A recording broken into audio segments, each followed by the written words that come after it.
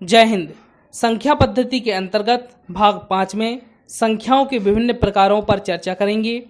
Screen पर दिख रहे आई बटन पर क्लिक करके आप संख्या पद्धति से संबंधित समस्त वीडियो की प्लेलिस्ट को देख सकते हैं एवं यूट्यूब चैनल मैथ्स हेल्प को सब्सक्राइब करें। संख्याओं के प्रकार। तो प्राकृतिक संख्याएं नेचुरल नंबर वे नंबर होते हैं जिन्हें हम गणना करते समय प्रयोग में लाते हैं। जैसे कि हम यदि किसी चीज़ की गणना करते हैं तो कहाँ से स्टार्ट करते हैं? 1 से स्टार्ट करते हैं। या संख्या रेखा के माध्यम से यदि हम देखें, संख्या रेखा में यहाँ पे 0 होता है, 1 होता है, 2 होता है, 3 होता है और यहाँ पे ऋण 1 ऋण 2 इस तरीके से आगे संख्याएं होती हैं। तो हम गणना कहाँ से स्टार्ट करते हैं? शुरू करते हैं 1 से। तो 1 2 3 4 5 इस तरीके से अनंत तक।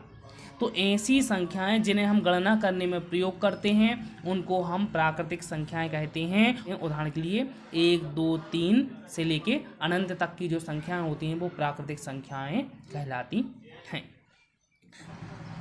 जो हमारी पूर्ण संख्या होती हैं, यदि हम जो प्राकृतिक संख्याएं थी हमारी उनमें यदि हम शून्य को शामिल कर लें, मतलब प्राकृतिक संख्या हमारी 1 2 3 से स्टार्ट थी, यदि हम इसमें शून्य को और शामिल कर लें तो वो क्या बन जाती हैं? पूर्ण संख्याएं बन जाती हैं।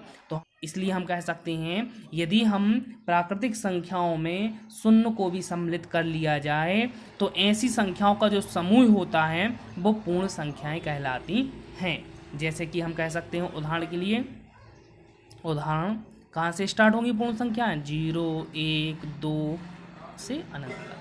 तो यहाँ से एक संबंध भी निकल के आता है इन दोनों संख्याओं में, प्राकृतिक संख्याओं में और पूर्ण संख्याओं में, कि जो प्राकृतिक संख्याएं हैं सभी प्राकृतिक संख्याएं जो हैं वो क्या हैं?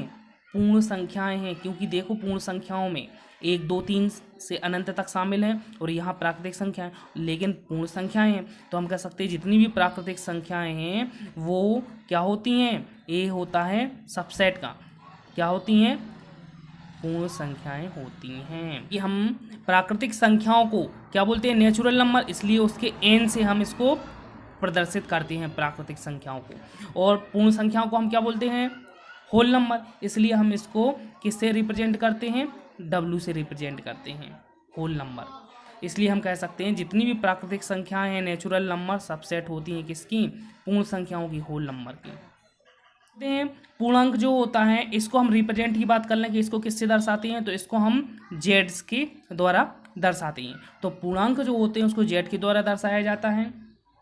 हम कह सकते हैं कि जो हमारी प्राकृतिक संख्याएं थीं और उसमें हमने शून्य को शामिल कर लिया था तो पूर्ण संख्याएं बन गई। यदि हम इन पूर्ण संख्याओं में क्या कर लें? इन ऋण वाली संख्याओं को और शामिल कर लें तो वो क्या बन जाते हैं? पूर्णांक बन जाते हैं।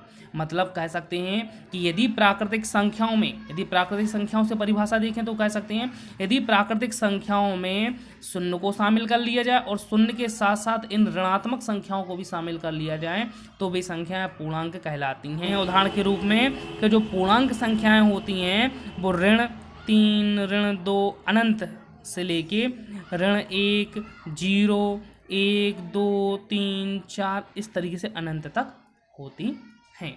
अब यहाँ पे पूर्णांकों की यदि हम बात करें तो पूर्णांक 2 प्रकार के होते हैं।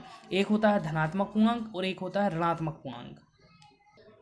यहाँ पे यदि हम धनात्मक पूर्णांक की बात करें तो वे सभी धन पूर्णांक जो शून्य के दाईं ओर स्थित होते हैं वे सभी धनात्मक पूर्णांक कहलाते हैं। मतलब वे सभी प्राकृतिक संख्याएं जो 1 2 3 से स्टार्ट होती हैं तो कह सकते हैं सभी प्राकृतिक संख्याएं जो होती हैं वो हमारी क्या कहलाते हैं? धनात्मक पूर्णांक कहलाते हैं। और धनात्मक पूर्णांक को हम जेड के ऊपर धन का चिन्ह लगा देते हैं तो इस तरीके से उसको प्रदर्शित करते हैं। तो हम कह सकते हैं धनात्मक पूर्णांक कहाँ से स्टार्ट होते हैं? 1 2 3 4 अनंत तक।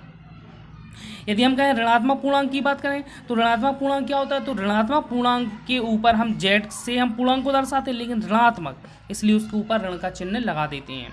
और ऋणात्मक जो पूर्णांक होता है वे सभी क्या होती हैं? जो शून्य के बाईं ओर की संख्याएं, जैसे कि ऋण 1 ऋण 2 ऋण 3, ये सभी संख्याएं ऋणात्मक पूर्णांक कहलाती हैं।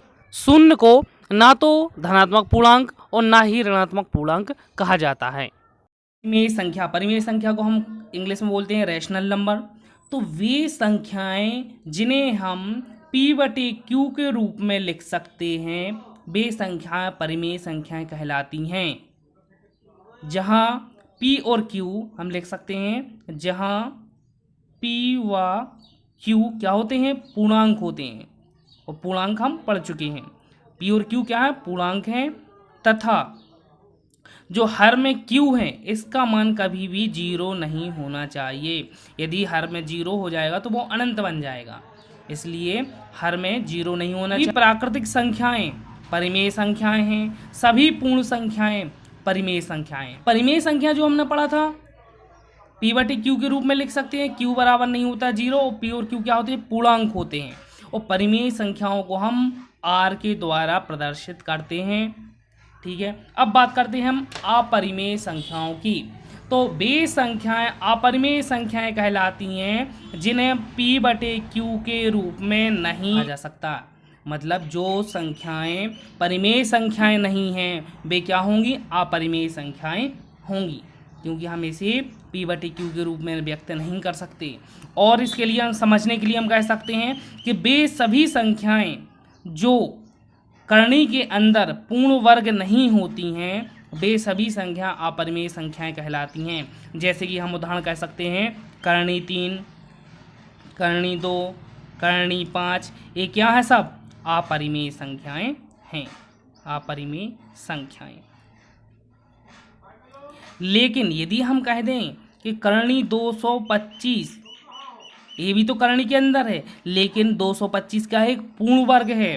तो पूर्ण वर्ग जब है, ये 15 का पूर्ण वर्ग है, तो वर्ग से करणी कैंसिल हो जाता है, इसलिए क्या जाएगा 15, और 15 के बटे ये 1 हम लिख सकते हैं, तो ये क्या बन जाएगा, परिमेय संख्या बन जाएगा।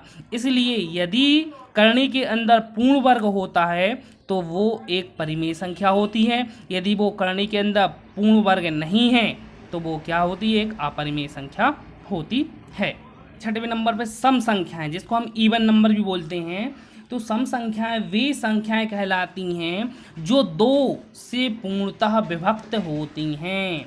2 से पूरा जिन संख्याओं में भाग चला जाता है वे संख्याएं सम संख्याएं कहलाती हैं। जैसे कि यदि हम कहें 122 में यदि हम 2 से भाग दें, 2 6 12, यहाँ 0 आ गया, 2 जा देंगे, 2 एकम 2, तो हम कह सकते हैं 2 का 122 में क्या हो गया, पूरा भाग चला गया है, इसलिए 122 क्या होगी, एक सम संख्या होगी। तो ऐसी संख्याएं जिनमें 2 का पूरा भाग चला जाता है सम संख्याएं कहलाती हैं, इनको इवन नंबर भी बोलते हैं। विषम संख्याओं की बात करें तो वे सभी संख्याएं विषम संख्याएं या ऑड नंबर्स कहलाते हैं जिनमें 2 का पूरा भाग नहीं जाता, मतलब कुछ ना कुछ शेषफल बच जाता है, वे सभी संख्याएं विषम संख्याएं कहलाती हैं।